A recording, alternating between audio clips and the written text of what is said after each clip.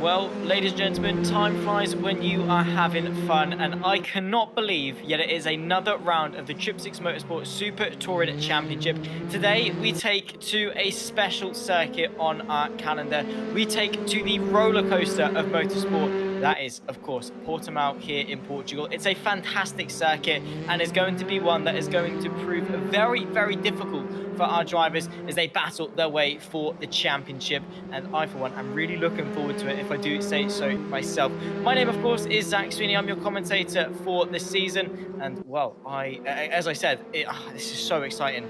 I've been here, from Silverstone to Zandvoort last time out. Now we're here for Portimao for races at 5 and 6. And it's just going to be an absolute barnstormer number one. So I think, if you watch along, don't be shy. Like, comment, subscribe, and make sure you're tuned in the YouTube chat. It'll be a pleasure to talk to you as we develop throughout the race. Any thoughts, queries, etc., that you have along the way. You can already see Tamenga in the YouTube chat as well. Also, don't be shy to tell us about any issues if we've made an oopsie.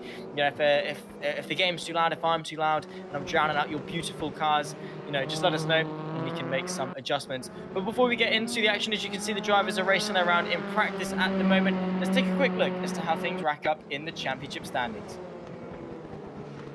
And as you can see, it's Marius Zabdir who has been the most consistent driver of all so far this season. You can see that he's 16 points clear of Luciano Vitvoet, who after what could have been better at Zandvoort, his home Grand Prix, of course, could have been more, but he's still second in the championship. Shores Oyster rounds off the top three with Marko Misevic and Nenad Vladisevic, your top five. Phil Lawson behind that, and you can see how very, very close it is. Apart from the 16-point lead that Marius Zabdir has, it's incredibly close in that fight for second. Phil Lawson, Lloyd Bidoff, Nikola Nasic, Christian Juhasz, your top 10. Stu Neal, Mihai Noj, Simon Trebek, Alan Axon, Pascal Jean-Pietre, and Victor Bernat Rubio. After disappointment really in Silverstone, was able to bounce back and actually get some decent points at Zandvoort, which is really, really good for his championship, and able to get into the mix. Then comes Daniel Parvin, James Beckett, Benny Norton, etc., as you work your way down through the roster of 28 drivers strong is the Trippsix Motorsport Super Touring Championship. And can you blame them? Right, guys, we have £300 just for the core championship prize pool, £150. Great British Sterling, goes to the winner of the championship. 100 goes to second, 50 goes to third, and then on top of that, we got an extra 40 quid. Obviously, they're feeling generous. An extra £40 goes to a name in the hat format. So if you finish, say, 14 of the 16 rounds that we've got over the course of the season, your name gets put into a hat. End of the season, Rich is going to close his eyes, ruffle his hand around, pick it out, boom, 40 quid goes straight into your pocket. And I have to say, I've said it week in, week out so far, this pays for the takeaway. You and your missus can go have a nice meal somewhere. I don't know, whatever you want to do with 40 quid, it's an extra 40 quid, and it's definitely going to be nice in the pockets of a very lucky winner towards the end of the championship. But I'm more interested in that £150 prize pool for the championship winner. And at the moment, Marius Zabdir is looking incredibly strong. His confidence has been skyrocketed throughout the races. I mean, just taking a look as to his finishing orders for the last few races, he's only finished off the podium once, and that was the second race at Silverstone. He's finished first, seventh, first, and third has the pole, and that is so good. And I mean, if you just look at his accolades as well, he's finished second in the Daytona 2.4 hour event. That is sensational. I remember commenting on that and how well he did. He was narrowly missing out on that win. Second in the Daytona Oval event as well, over the course of the three races. Luciano Vitvoet, I think, actually was the winner of the overall event. So obviously we've got some very, very good drivers. WTCR Esports qualifier with Marius Zabdir. Also the GK Sparkplug Esports Cup race winner. Also, he is, needless to say, he doesn't need really much of an introduction. He is a rapid, ladies and gents, and well, I'm sure he's going to continue to impress today. As you can see, the drivers are just out in practice at the moment, which means that they get their final couple of minutes to acclimatise themselves to the circuit. So they send hello to Tamenga, OJ Engen, Shobash Lovac, and Simon Trebek as well in the YouTube chat also.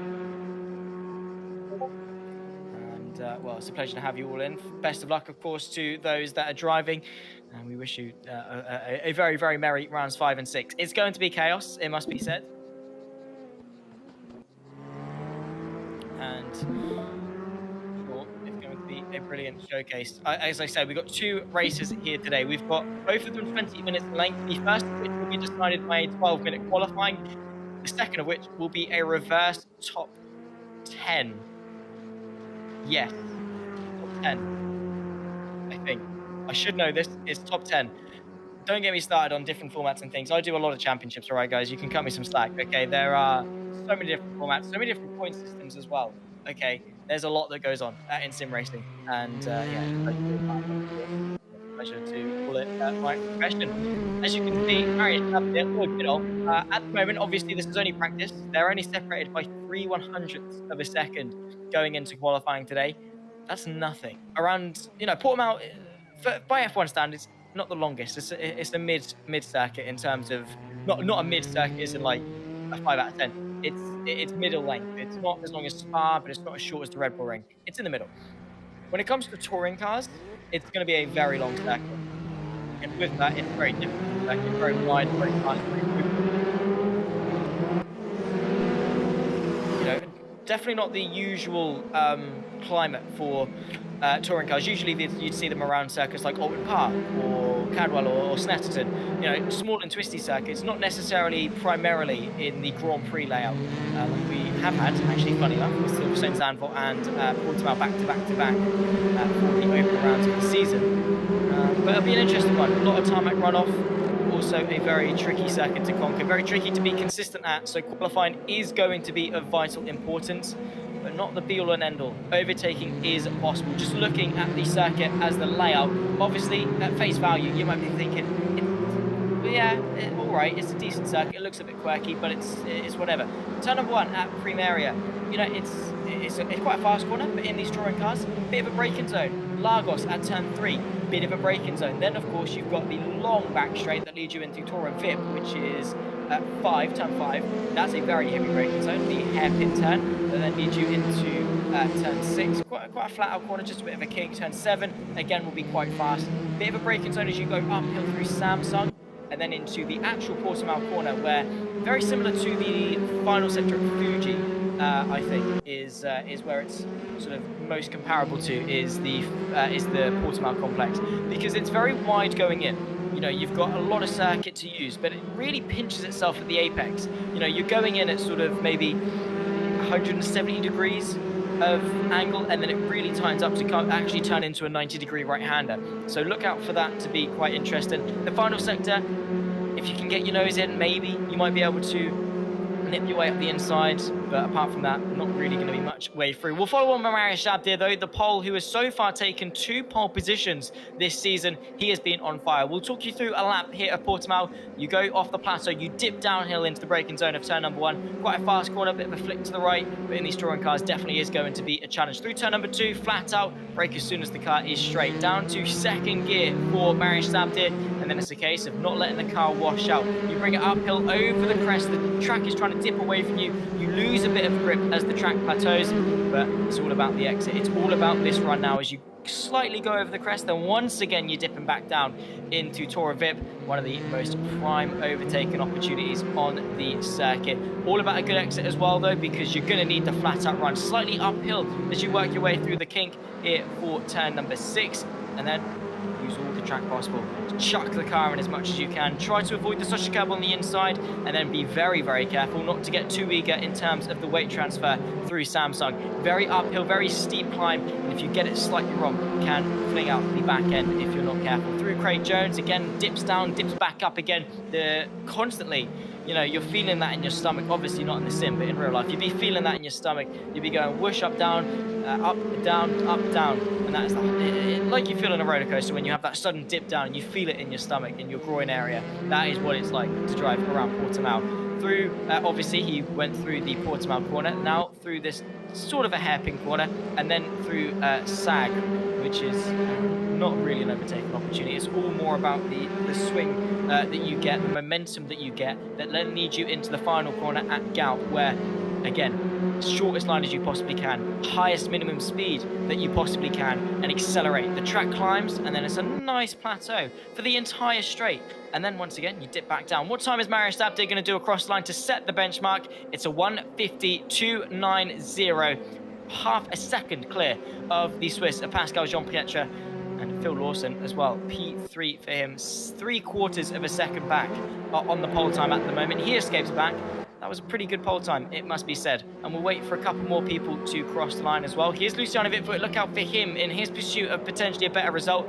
Only third, half a second off the incredibly flying poleman of Marius Stabdir, who did a fantastic job last time out at Zandvoort. Did a fantastic job the week before that at Silverstone. I'm so glad this season is well and truly underway. It's been a pleasure to talk you through the first 2 rounds, well, the rounds to come. And speaking, actually, funnily enough, nice little segue there, I'm getting good at those, of the rounds to come. We're here today on the 9th of April. Happy Easter, by the way, to those that celebrate it. It's been nice, scoffing down chocolate. It's been great. Spent it with my girlfriend's family because I've had to do this. My family went to see my grandma. I couldn't go because I've had to be here for you guys. So I spent the day with my girlfriend's family. Fantastic food, egg hunt, great, loved it. Just scoffed my face with chocolate. So happy Easter to those that celebrate it. Anyway, calendar.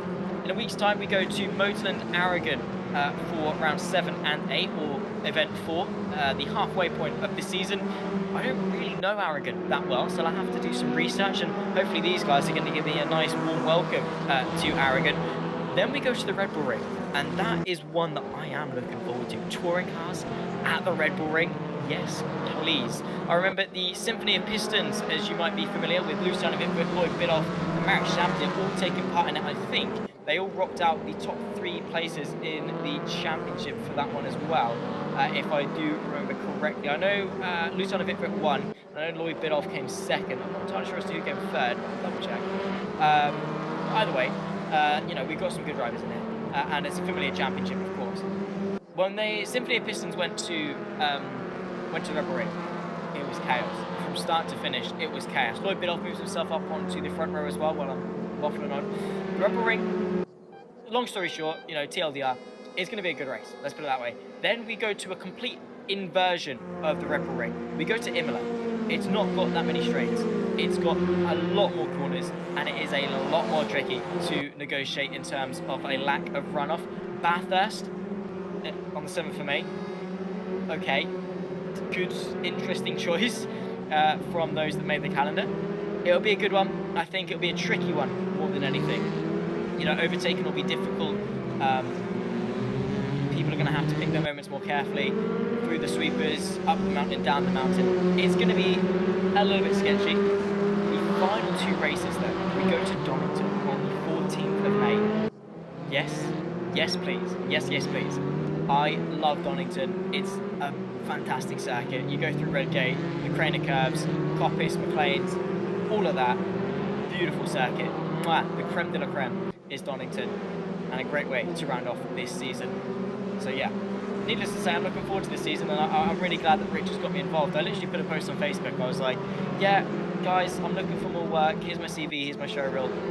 See what you can do, and I'm down to do stuff. Rich gave me a message about a couple of weeks later. He was like, yeah, mate, are you free to do some touring cars? I was like, yeah, of course I am. I had to move some things about, make sure I was free and not double booking myself. Bit of a slow start to the season. As soon as we're here now, wow, I wouldn't change it for a thing. This is what I look forward to each and every Sunday evening. I'm like, yeah, cool, I get Trippsix Motorsport again. And it's not often, really, that I fall in love with the series. And funnily enough, the ones that I do are more often than not touring car races. They are so good when it comes to a viewing experience, and I hope that as the commentator that I can do that justice and captivate and do the racing what it deserves. And I'm really looking forward to the 2 races we've got here today. In the meantime, we've got about a third of qualifying left. We're following on with Lloyd Bidoff. He tries to pursue Marius Stabdir for pole position. He's now crossed the line to finish a lap. No improvement on that particular occasion, as Misevic moves himself up to P3. Here's Lloyd Bidoff starting his new lap, all close to the rear end of the Audi there, which obviously is going to be a little bit sketchy. Not at all what the Brit would want in terms of starting a new lap, particularly seeing as that he's not really got a lot of time left in order to do said lap, because he's got to get round the circuit, do the lap itself. And when it comes to race room, for those that are new to the platform, it's a little bit similar to iRacing in the sense that as soon as the timer ticks 0, that's it, you're done. You can't finish your lap like you can on GT Sport or ACC or the Formula 1 games. It doesn't give you that time to, if you're on a lap, you can finish it. No. No. If you do not cross the line by the time the timer ticks 0, you're done. That is the qualifying session over. Kaput. Tough luck. All right. So you've got to time it quite well. Lloyd Bidoff, 3.5 tenths down to the first sector, 3.5 tenths down to the second sector. This is not his lap. We'll wait for that coming. However, he's got about 50 seconds or so to start his next lap before, as I say, he's going to reach that cut-off point and not be able to pursue the pole for pole. How many times have I said that this season? Take a bite of your Easter egg every time I say pole for pole today. We'll keep it PG. We'll keep it nice, so Rich doesn't, shoot me in the neck or anything like that. Yeah, 2 minutes 20 left to go in qualifying. Marius Sabdir locks out in Alfa Romeo 1, 2, 3, 4. Dusan of Itfit, the lone Audi in the top 5. Then comes Nikola Nasic in P6 in the Renault. Alfa Romeos. And then you get Beckett in another Renault. Vladisevic in the Volkswagen.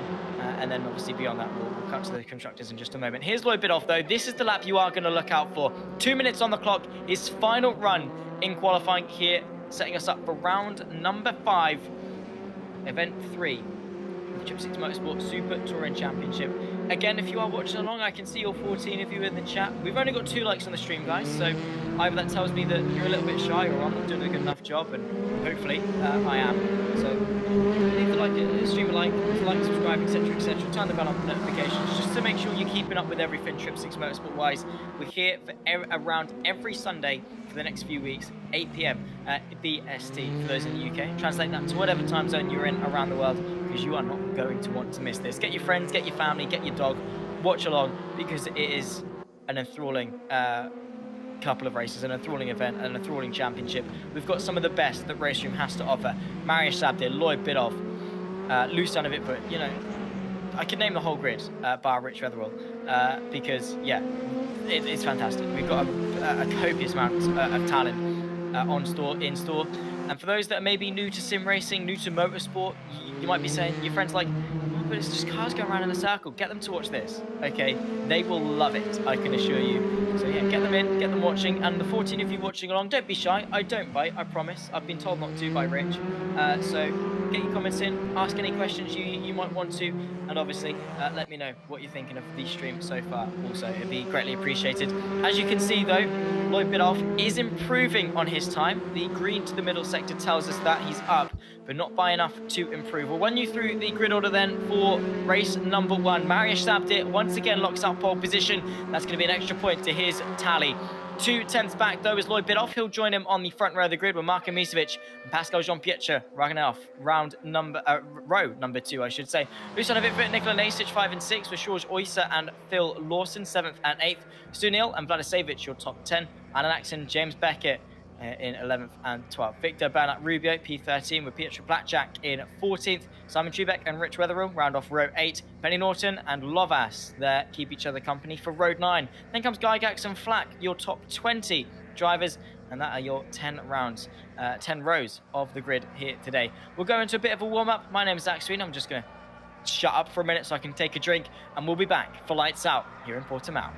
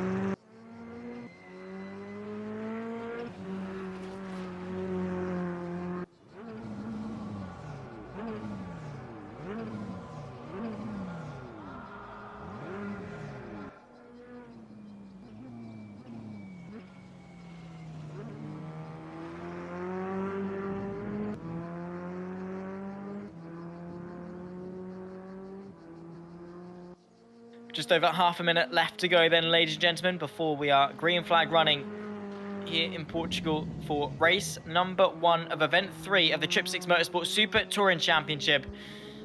Well, buckle up and get yourself in store for what is going to be a captivating experience. Marius Shabdir, Lloyd Bidoff 1 and 2. Not the first time we've seen that this season, excuse me. And, well, the front row is packed of talent. The entire field is packed of talent. I cannot say it enough. I will say it until I am purple in the face. This grid is stacked. Well, maybe Black Shack on the lesser side of that because, well, he found the barrier a little bit too quickly. Obviously, that was intentional because warm-up is about to come to an end. The final chance for drivers to shake off them nerves, dust off them cobwebs, and try and extend the limit and try to improve their lap times because now the real thing, 20 minutes is on the clock. Well, the drivers will grid up, of course, and do their pre-race shenanigans.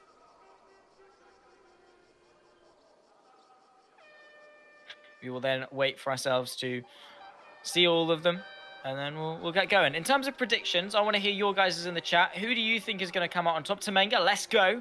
Love that energy, and I'm going to emulate that for the entire stream. Temenga, everyone, be like Temenga. But obviously, in terms of predictions, right, what are we thinking? I'm thinking Marius Shabdir takes victory. We've seen before how at Silverstone and at Zandvoort, his defensive capabilities are second to none. He makes that Alfa Romeo, it's a dinky little car, nice and agile, nice and small, nice and narrow. He turns it into a tank, right? He will make that as wide as he needs it to be. No one so far this season has really been able to challenge Marius Shabdir as soon as been in front.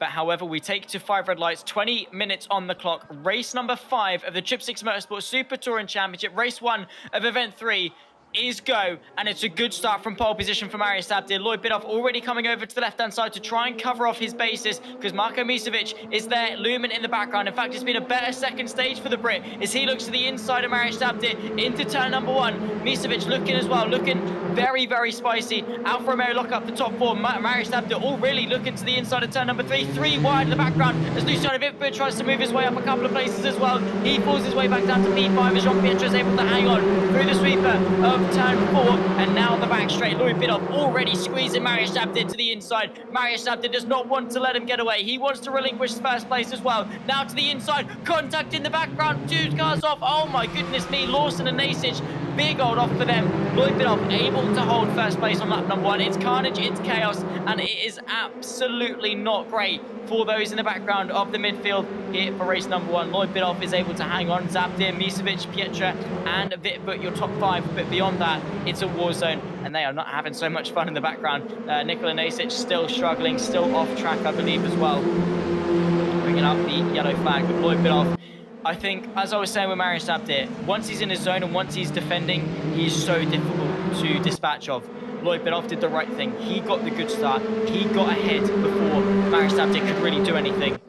And now leads the way. Now we have to get a taste of what Shabdir can do in terms of overtaking. We've seen him defend. He's got it on pole and he's defended. Now the pressure is on. He's fallen back a place and he has to regain that. He's got 18 minutes. He's got plenty of time. But can he do it? The question will be answered come the checkered flag. But through the final corner to round off lap number 1, and it's been a chaotic opening lap. We can't unfortunately go back and take a look at it because we'd be here all day. The race room doesn't allow us to do that anyway. Weaving around though like a snake, like a conga line. Lloyd Bidoff trying to break the toe as much as possible and limit the massive hole in the air that he's punching for everyone behind him. Because, well, he's got Shabdir, Misevic, Jean-Pierre, Luciano Vitford, and Schwarz Oyster. 6 cars in this train for the lead. No changes for third, though Misevic looking defensive. Jean-Pierre goes a bit deep, though. That's an open gap to give him an inch. He'll take him a mile. Is Luciano Vitford now trying to get the up and under as they run their way through turn number 4. Once again, the back straight. Weaving, ducking, diving. Who's going to go which place? Side by side in the background as well. That's Vladisevic versus Neil. There's the move from Luciano Vitford to the inside of turn number 5. He's now got the run versus the Swiss. It's drag race now. Better line on the upside for the Alfa Romeo. And Luciano Vitford might be caught here. He's given it a good go, but not quite good enough to see him promote himself up to 4th place. Though he's looking, he's leaning, he's going to send it. Not quite. Yes, he is into Samsung over the curve. Bit of argy-bargy. The Ballas Esports driver works his way ahead up into 4th place. And now his sights are truly set on those in front. Vladisevic versus Stu Neal as well in that fight for 7th. Just in the background also. They're not separated by too much. Duck and dive. And now into Portimao, you can see the Alfa Romeo trying to get the up and under. Not quite letting off on the brakes. And Vladisevic able to stay in front. His Volkswagen drive has been brilliant. I have to say, you know, considering it's not the quickest car by any means, he is defending like a lion. Stu Neal can't really do much in terms of thwarting the offensive, but he's 5th place in the championship. On a grid where he's the only Volkswagen, on a grid where the Volkswagen might not be too strong, the Serbian is strong, and he is brilliant. He is bringing that here today, because look at the train that he's got behind him. It's all aboard the Volkswagen Express. Vladisevic has got Neil, Blackjack, Bernat Rubio, Beckett, Lawson, Axon, Trebek, Lovash, Gygax, and Norton potentially in the mix as well. In front, you can see Lucanovic under a bit of pressure from Pascal Jean-Pietro as they dip their way down into turn number 1. Not quite close enough though on this occasion. That is the Swiss. Still no changes at the front either. Lloyd Bidoff still leads Zabdir, still leads Misevic, still leads Vitvuit. This is the fight we're watching right now. The Trippsix Motorsport driver tries to set up the switchback, gets exactly that. That is exactly what he needed. It was only a swing of a car length or so, but the up and under really has paid off. Now he's got the inside line as they run their way downhill braking. You've got to brake a little bit earlier when you're going downhill. The Audi RS3 though sails his way around the outside, does the exact same thing that the Swiss did to him on the lap previous, worked his way out, stays in 4th place. I have to say though, not feeling overly confident about these guys' chances in race 1, because fantastic, they're giving us a great race, right? They are doing a brilliant job as to delivering the action. However, unfortunately, they are losing time with each time they go side by side, with each time they defend. They are losing time to the top 3. Bidov, Zabdir and Misevic are now able to break away, and you can see it visually, a good few car lengths between Misevic and Vitvuit. Means that it's going to be tricky for these guys to catch back up, and Vitvuit is still looking in his mirrors. He doesn't trust Jean-Pietro to not go for the move. Right. He's saying, you know what? No, I don't want to get overtaken. I don't want to lose this 4th place. So he defends. Whether or not Pascal is going to go for the move is irrelevant.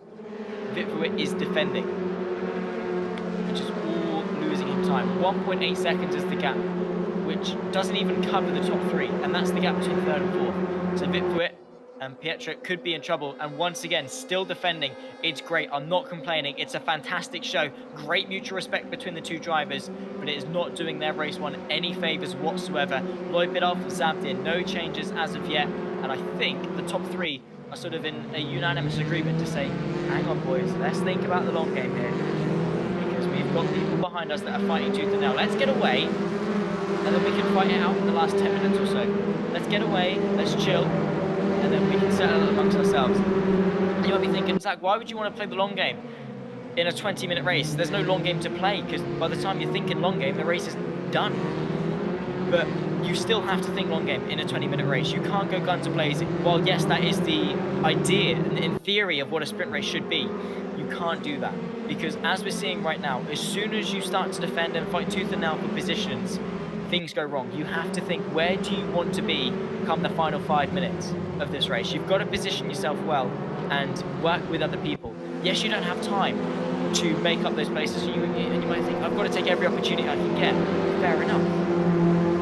But you'll be kicking yourself when you're 5 seconds off the lead with 5 minutes to go, purely because you fought tooth and nail for 4th place, rather than working with the driver in front. A little bit wide from Stu Neal, and Nenad Vladisevic is going to try and work his way past. It's all about momentum here at Portimao. The Volkswagen Golf has got exactly that. Bit of door rubbing as they work their way through. The Alfa Romeo on the outside. However, Vladisevic has got the run, got the momentum, and got the outside line into the penultimate corner. Back up the inside comes the Alfa Romeo. Bit of wheel rubbing as well as they run their way through. Now it's a case of who can get the power down the most efficiently. You have to say Stu Neal has got the advantage here, unless the Volkswagen can swing sideways through the final corner between the pair of them. Stu Neal works his way up into 7th. Here comes the Spaniard of Bernat Rubio through on one of them, and potentially with the overlap could have both of them come the end of this pit straight. We tick off yet another lap, nearly halfway through this race. Simon Trebek and Blackjack as well, fighting over 10th place. Now Bernat Rubio, not quite close enough for 7th. In the background, the two Renaults go side by side. Look at that, brilliant stuff. As Blackjack tries to work his way through,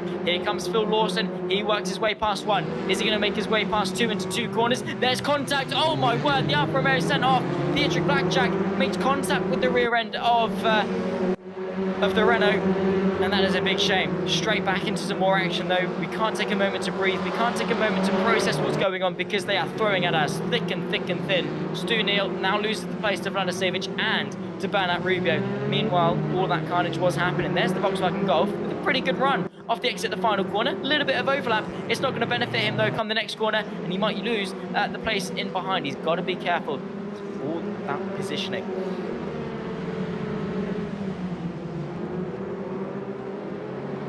Gotta park the car in the best place possible, and you can't be thinking rash. You can't go for a move on the outside when you're second place in the 3-car train, because the guy on the inside is just gonna be like, you know what, yeah, cool, sweet, the inside's open, that's for me, I'm gonna follow the car through.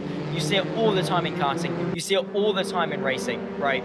As soon as there's a space on the inside, you just get freight trained, like in oval racing or NASCAR.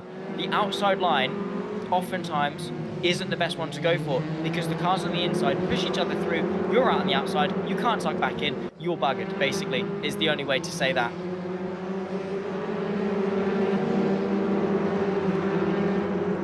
So you really do have to think carefully, and even if it's a case of defending with the driver in front, you know, making sure the car behind can't do anything to you and you don't lose any time to the car in front either. That is sometimes the best way to be. Lloyd Biddulph, Marius Zabdir, by the way, only separated by 0.2 of a second as we tick to the halfway mark. About 1.5 seconds clear of Marko Misevic in the background as well. So they're breaking clear slowly but surely. However, who was it that was correcting me on my flags last time? Because some of them are Slovakian, some of them are Serbian. I don't know which one's which though. I know, it's horrible.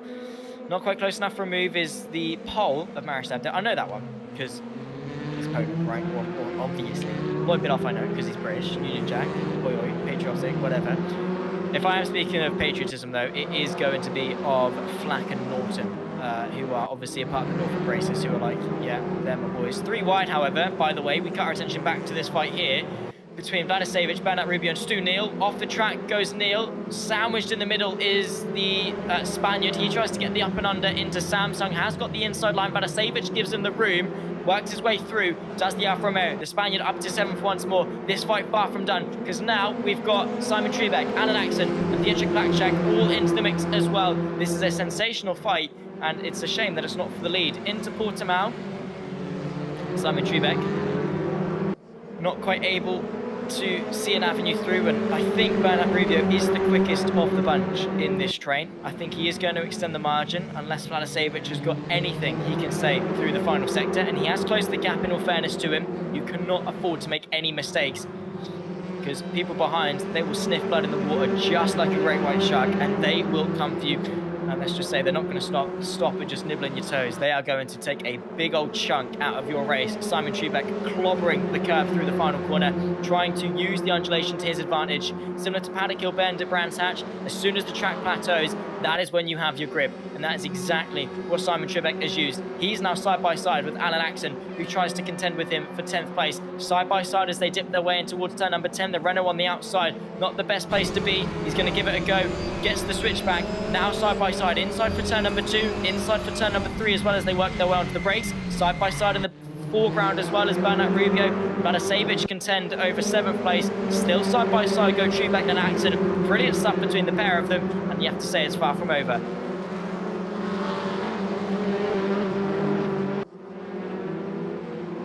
Simon Trebek, outside line for him in that Renault.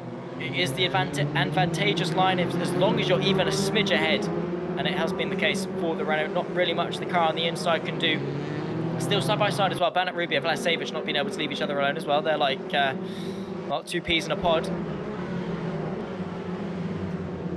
Or 2 eggs in a basket, I guess you could say. Keep it Easter themed. I don't know.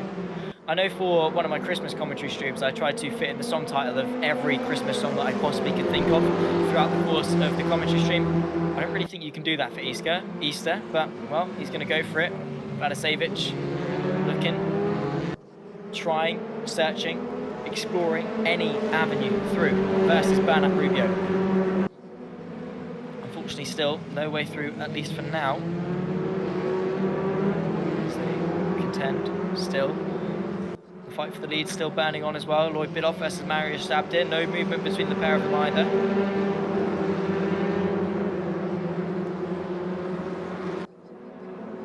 Only 7 minutes left of race number 1. Here we go. Lloyd Biddulph under a bit of pressure from Marius Sabdir, who is finally maybe sparking an offensive maneuver. Also, Lucanovic trying to close in on Marko Misevic, still has Pascal Jean-Pietre for company. Now inside line for Marius Sabdir, he's going to go for it late on the brakes. Oh my word, the two race leaders, slight bit of contact. Lloyd Bidoff is wide, Marius Sabdir has the advantage. He sweeps to the outside through turn number 4, not quite been able to get it. They will continue to fight this out. Back into the slipstream comes Marius Sabdir. Now it's a straight old drag fight in towards the downhill braking zone of turn number 5. Lloyd Bidoff gives him the squeed. Sabdir stays stubborn. Now he's got the inside line under braking. Lloyd Bidoff tries to sail his Alfa Romeo to the outside, pushed off onto the extremities of the circuit. He gets his foot down and stays in front, or does he? Because Marius Sabdir is giving him a brilliant fight all the way through, now into the flick to the right, and Marius Sabdir has the outside line. He's got the advantage into Samsung, who's going to be brave off the brakes. The rear right lifts up off the pole's car. Marko Misevic invited into this fight as well. Now we've gone from 2 to 3. The fight for the lead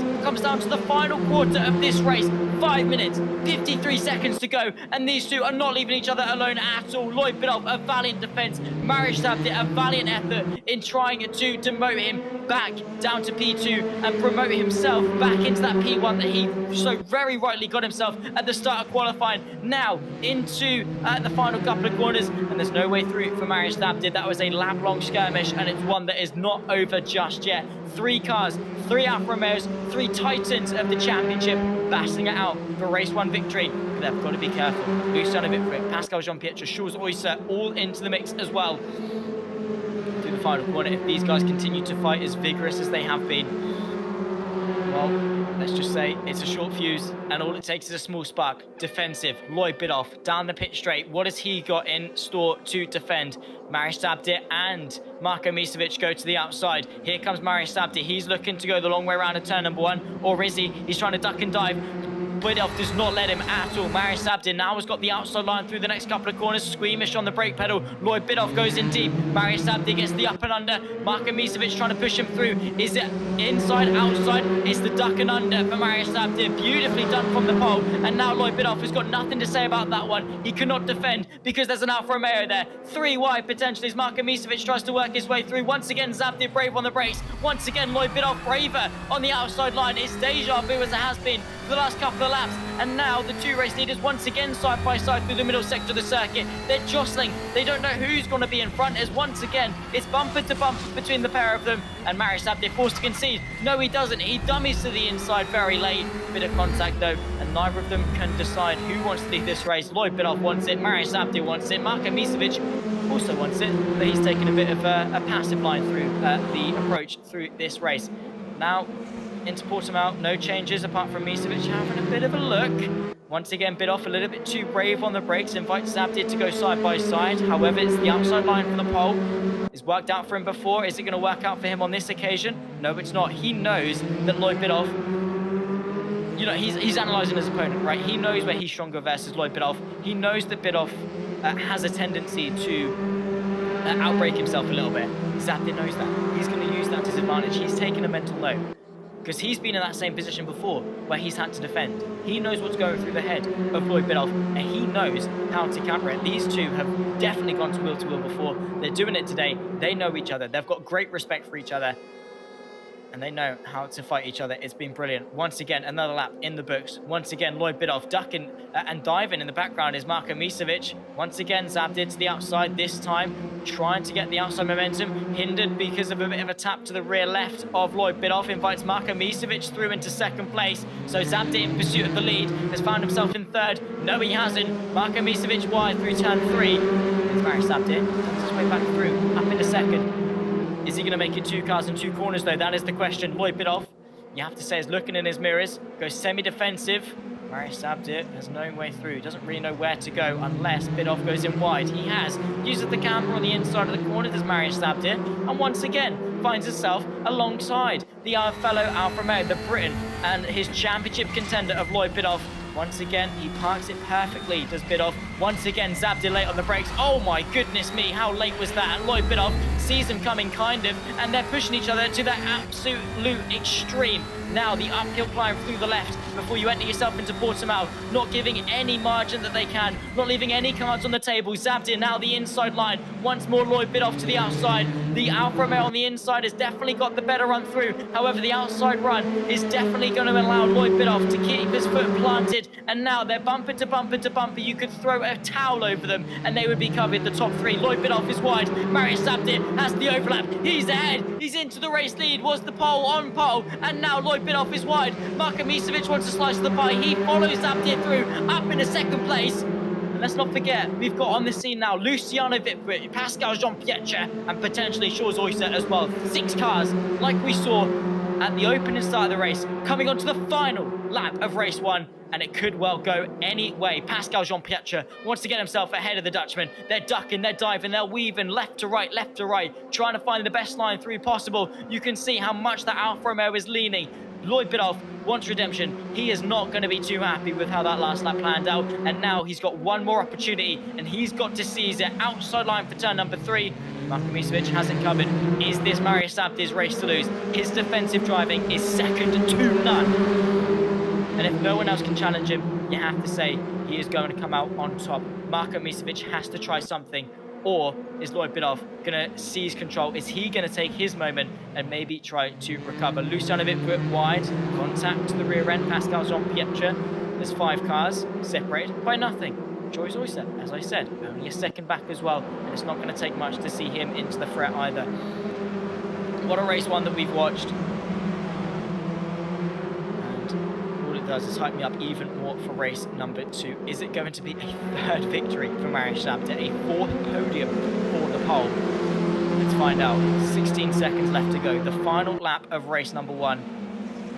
Round 5 of the Trippsix Motorsport Super Touring Championship. We've taken to Portimao and it has not disappointed. Marius Zabdir a half a second advantage back to the Serbian of Misevic. There's nothing that he can do. 2 corners left to go for him to negotiate, and still fights to be settled, still questions yet to be linked to answers. And Zabdir, one more corner. As long as he doesn't mess this up, it's his race to seize. It's his checkered flag to see first. Marius Zabdir is going to do exactly that for not the first, not the second, but the 3rd time so far this season. A 60% win rate. His only other 2 results have been 3rd and 7th. Marius Zabdir victorious here in Portimao for race number 1. He weaves his way across the line.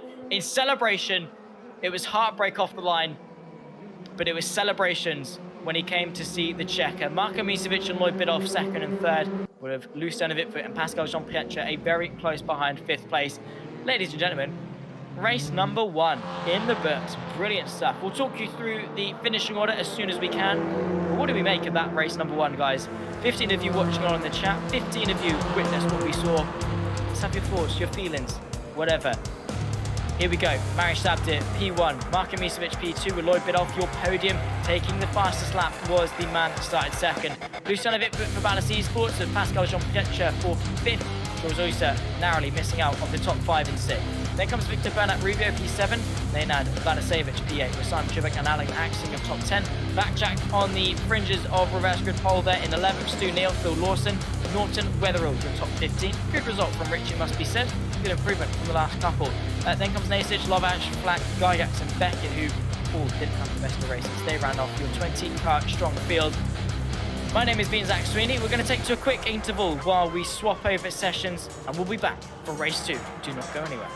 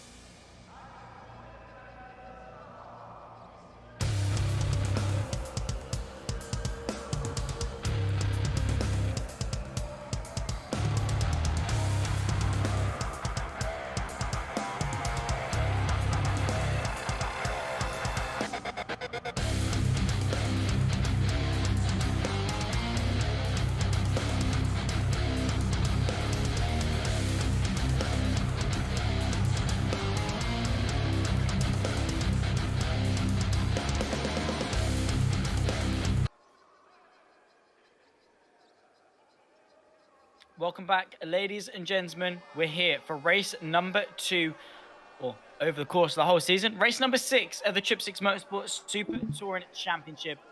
I, for one, cannot wait. My name, of course, is Zach Spinney. We saw a brilliant display for the first 20 minutes of racing action. At the moment, the cars are gridding up, and then the top 10 will be reversed. We'll go for race 2. 20 minutes once again back on the clock. What can people do? What can we see happen? Will it be as crazy? Will it be crazier? We'll find out very, very shortly. Of course, welcome into Callum Wells. It's nice to see you in the YouTube chat. It's glad that we're able to bring you results like this, and it's a pleasure to have you on the YouTube stream as well. It's nice to talk you through all of the action because, well, surprise, surprise, there's plenty of it. Right, great. Honestly, yes, I love it. Onto the grid, though, of course, for race number 2. 20 minutes gets put back onto the clock. Alan Axon, Simon Schubeck, your front row. The Trippsix Motorsport Super Touring Championship. Race number 2 of event 3 is about to get itself underway here in Portimao. The lights go out, and we're underway and racing. A good start initially from Simon Schubeck. Has he pulled himself alongside? No. Alan Axon will lead into turn number 1, dip their way downhill. Any changes for P3 because the Spaniard looked to the inside of the box wagon, not quite close enough to go for the move. 19 minutes left. Of course, as the race has only got itself underway, there's plenty more action left to unfold. And in the background, we've got nearly 2-3 wide. Going into turn number 3, Pascal Jean-Pierre caught right in the melee of it. Shaw's Oyster up to 5th. And there goes the Swissman looking to the outside. Lucien of it works his way through into the inside. He's fighting for 6th. What has Marius Abdi do? He's gone backwards off the opening moments. Lloyd Bidoff has managed to go forwards just a little bit. Change for the lead, potentially. Simon Trippsix having to hold on to the Volkswagen Golf. Outside line for the Swiss. As Luciano Vitbit works his way now to the inside, potentially, of his fellow Dutchman. Forced to back out of that one, though. You can see 2 wide, almost 3 deep in the background as well. Jean-Pierre goes backwards 1 place. He wants more. Luciano Vitbit goes up 1 place. He, again, is going to want more. 1 place is not going to cut it for the Dutchman, who wants redemption for his home race. He wants to come to Portugal and absolutely dominate. Wasn't able to do it in race 1. Now his prime opportunity to do it in race 2. Ducks, dives, no way through. Side by side, Bernat Rubio to the outside. Vladisevic, no advancements in that regard. Uphill once more, dip down, uphill, downhill. Which way is he going to go when it comes to Portimao, it must be said. Victor Bernat Rubio putting some pressure on the Serbian. But still, no advancements as it stands. The penultimate corner, and Alan Axon still hanging on really well from Trippsix.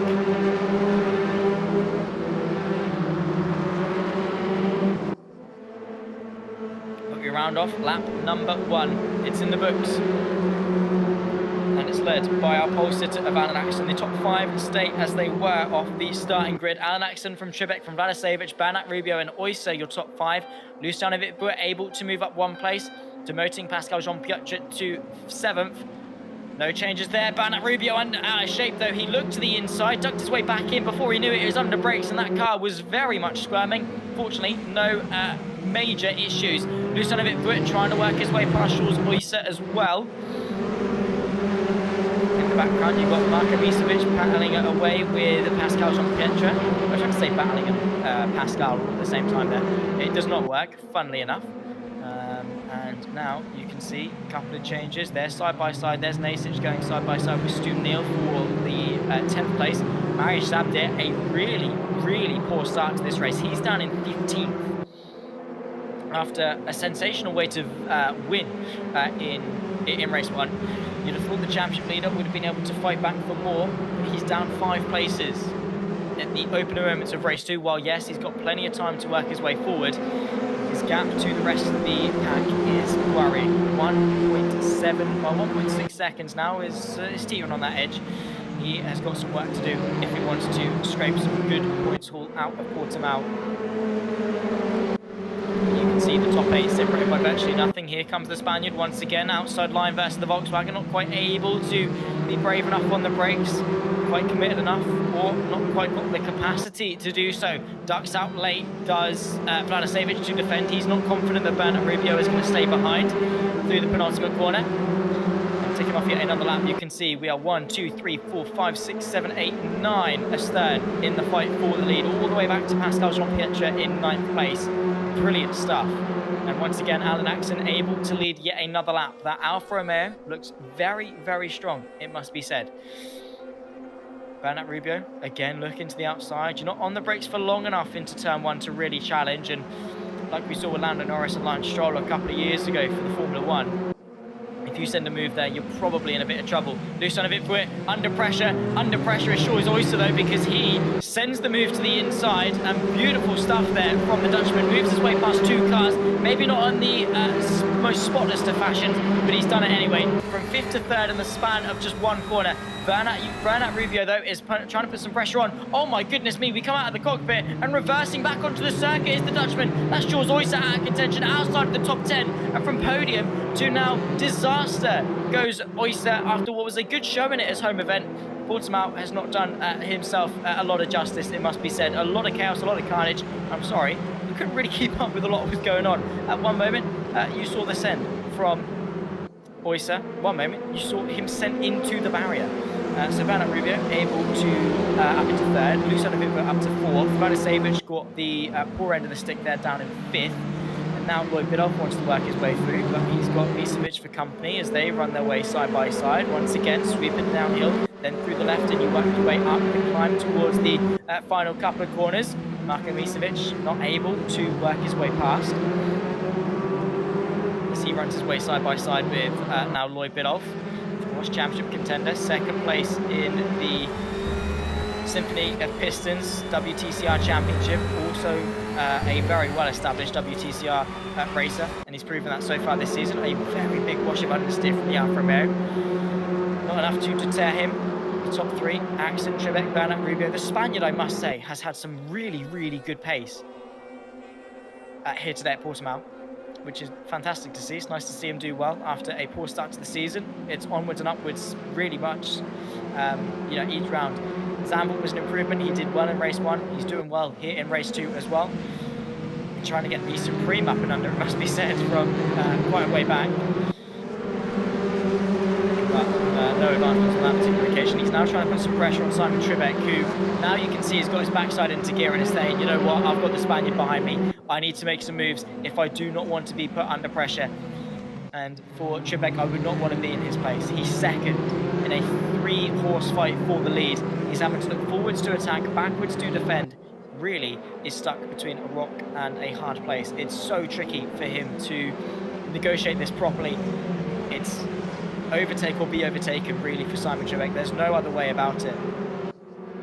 Because Bernat Rubio, his prowess has been so aggressive, and you can tell he wants this win dearly. He sees it there. It's in the palm of his hand. He's been handed it on a silver platter with the reverse grid format. He's had to work for it, it must be said, work from 4th on the grid. But it could well and truly happen, and you can see it's more so having to defend is Simon Trippsix. And now Bernat Rubio, he's ticked off one other hurdle. He's to the outside. There's a bit of contact. Luciano Viva tries to nip his way to the inside. That doesn't happen. Squeeze to the inside goes this Spaniard. He forces the gap open with a massive pry bar of an Alfa Romeo, and now pushing the Renault to the extremities of the outside of the circuit. Black Jacket drive-through penalty for ignoring slowdown warnings. That is disaster for the pole down in 15th place. Bernat Rubio, meanwhile, worked his way up into 2nd. Simon Trippsix under pressure from the Dutchman, who wants to get a podium. He wants champagne, he wants glory. And now working their way through the pit straight. Is there going to be any change? Ducks out late on the brakes, of course. Ooh. Thought about it. He thought about it. No cigar on this occasion for Luciano Viva. Once again looking to the insides, but he's got Biddulph and Misevic all on the scene, all waiting for their prime opportunity. Meanwhile, Alan Axon able to grow the gap versus Bernat Rubio, now to the extent of a 2nd because of all that skirmishing, because of all that battling. Here we go though, the fight for 4th rages on. Luciano Viva under a bit of pressure because Marko Misevic has worked his way past Lloyd Biddulph and might actually go for the Dutchman as well. Luciano Viva with a bit of an advantage ahead. Marko Misevic almost pushed off the circuit, still side by side. Who's got the better run? Who's got the overlap into the next flick to the right? You have to say it's going to go the way of Misevic because the inside is definitely more advantageous.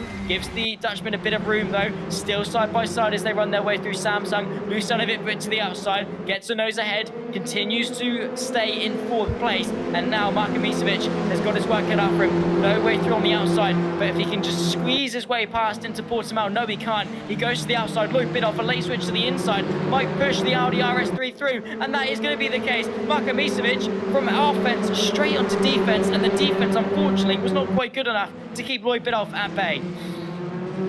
And now more contact as they run their way in this fight for 4th. Lusanovic is not giving this up at all. He is not letting anyone hinder the defense, and he does not want anyone to hinder his advancements for a potential podium. And while this will be going on, Lloyd Bidoff still side by side. He chucks his Alfa Romeo to the inside of the final corner. Lusanovic stays on the outside though, uses that swing, and the Alfa Romeo edges himself ahead. Poor momentum though, you can see that by Misevic having to duck to the left-hand side very, very late, and now finds himself ahead. Lusanovic, from what was P3 not too long ago, now finds himself in P6. And it's carnage, it's chaos on the run to turn number 1. Vladisevic trying to get his way up ahead as well into turn number 1. Lusanovic were able to hang on.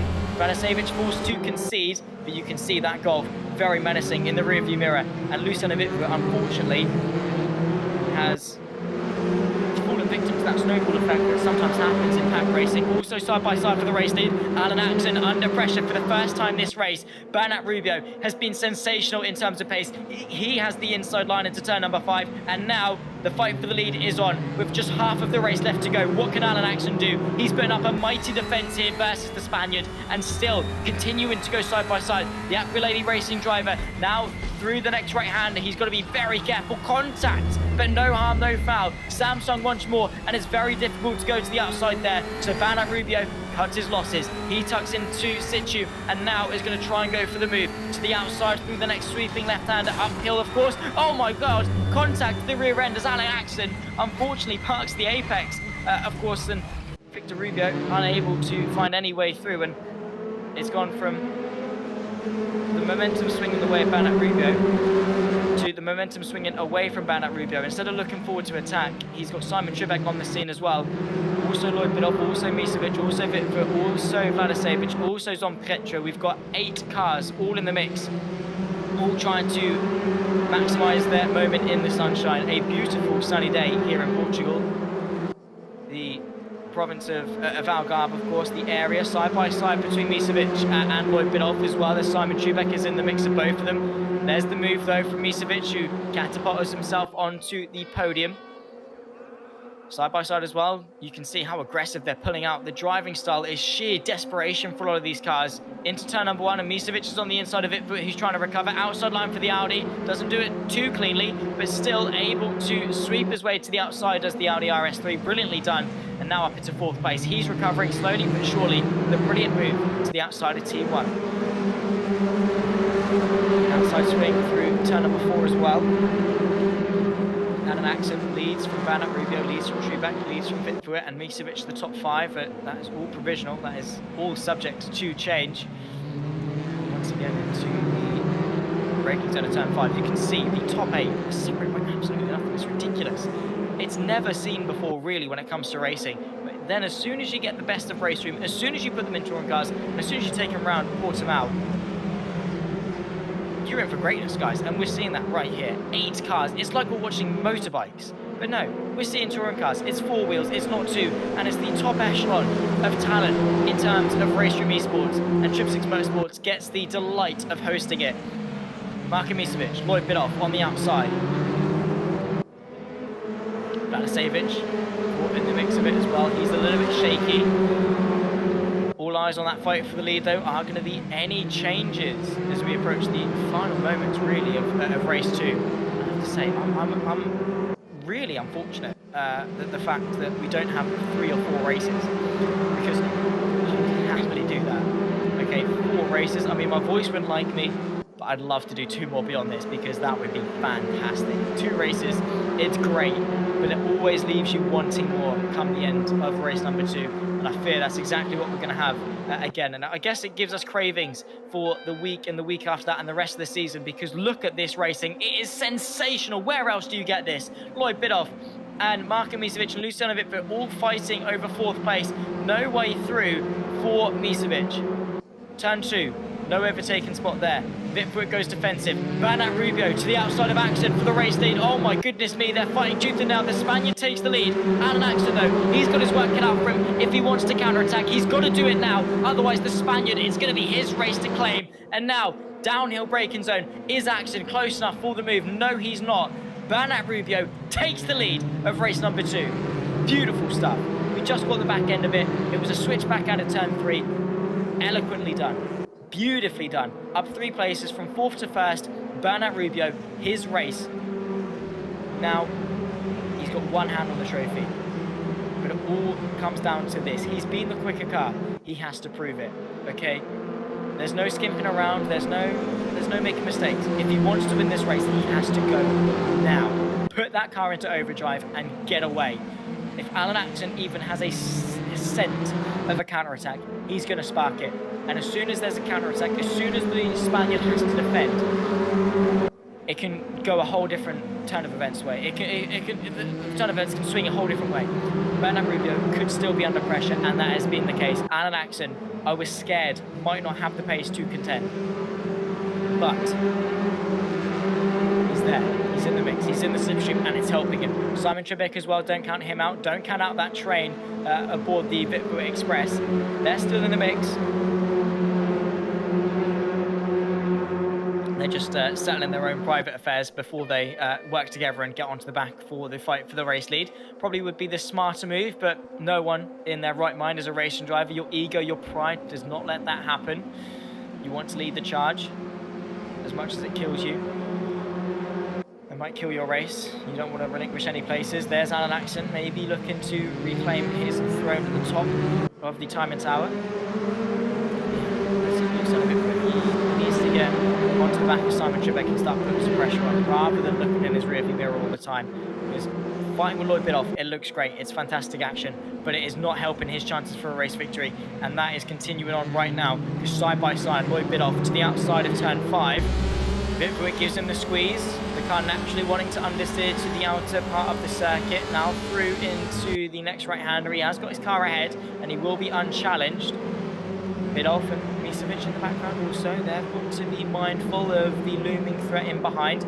Don't count out Mariusz Sabdir either. He's only 4 seconds off the lead after previously being 15th in this race. Worked his way back up to 9th, and the continuous fighting has brought him back into contention. Gets past Jean Pietro, gets past Vanasevich. Who knows? This is exactly the drive that crafts a champion. Mariusz Sabdir, after starting 10th, has fought his way back up after falling to 15th, back to 9th. It could still be more. That is what he needs. He needs to limit the damage in race 2. And he is doing exactly that. Brilliant stuff. And Zabdo, I have to say, my driver of the day. The way that he recollected himself really well in race 1 to take victory right at the end. The way he's not allowed the poor start to get to him. He's used that as motivation. He's used it as fuel for the fire to bring him back inside the top 10. And it's still, it could be more. There he is. Breathing on the back of the Volkswagen of Vladisevic, duck and dive, and Luciano Vitfoot all the way to the white line. Which way does Lloyd Bidoff want to go? He's going to spot the inside line. Vitfoot moves once again, tries to cover off his bases, but Bidoff with the outside with the late braking as well, saws his way around the outside of turn number 1. Beautiful stuff. Continuing to go side by side, though it's not over yet. The Audi on the inside, Lloyd Bidoff on the outside. We ride on board with him, pushes the outside of the circuit, gets the inside for the uphill climb through turn number 4, and now Lloyd Bidoff has got the advantage. Luciano Vitfoot is there, still giving him a fight. They're still side by side. Marko Misevic in the mix also. Very wide is that from Stu Neal, I believe. Now squeezing his way back past. That's Misevic on the inside also of Lloyd Bidoff. Luciano Vitfoot gets the ultimate up and under, catapults himself into 4th. Brilliant stuff. Through goes Luciano Vitfoot, Lloyd Bidoff P5, Marko Misevic P6. They are exactly as they were come the start of this lap. However, it was a bit more of a chaotic affair getting there. 2 minutes, 13 seconds, the penultimate lap of the second race here at Portimao, race number 6 of the championship. And it comes down to 2 more laps, not even a lap and a half, a lap and a third, maybe at most. Bernat Rubio leads Alan Axon, leads Simon Trebek, leads Luciano Vitfoot, Bidoff from top 5, Misevic, Pietra, Vladisevic and Zabdir. Masic then rounds off the top 10, and beyond that it's still very close. Stu Neal, the top 11, 6 seconds cover them. It's a bit more of a messy affair with Charles Oyser and Phil Mawson fighting over the 12th and etc, etc. As to be said, the fight of the lead, oh my word. Honestly, I've got to, not to like stinge off my reward or anything, but I literally have a lump in my throat. And it's your guys' fault. I've just recovered. My voice has just recovered, guys. And you are going to mess it up once again. Thank you for messing it up, okay? It sounds very counterintuitive. I sound like I'm complaining. Thank you.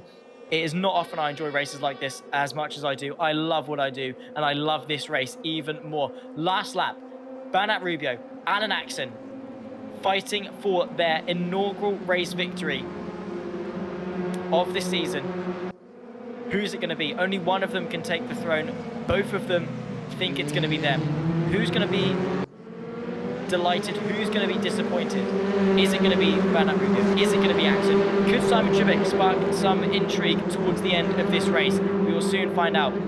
They work their way into turn number 5 for the final time. The perfect overtaken opportunity. Luciano Vitbuit is still jostling for position. The up and under, and an action goes for the move. Side by side with Bernat Rubio. Has he got the overlap that convincingly sees him put some pressure on? No. Bernat Rubio stays ahead for now, but the pressure is on. And it's a pressure cooker, and the tension is building and building and building. And at some point, it is going to go pop. Vladisevic and Zabdir fighting over 8th. It goes the way of the pole. Or does it? Vladisevic stays ahead, but Zabdir is going to want every point that he can get in pursuit of championship glory.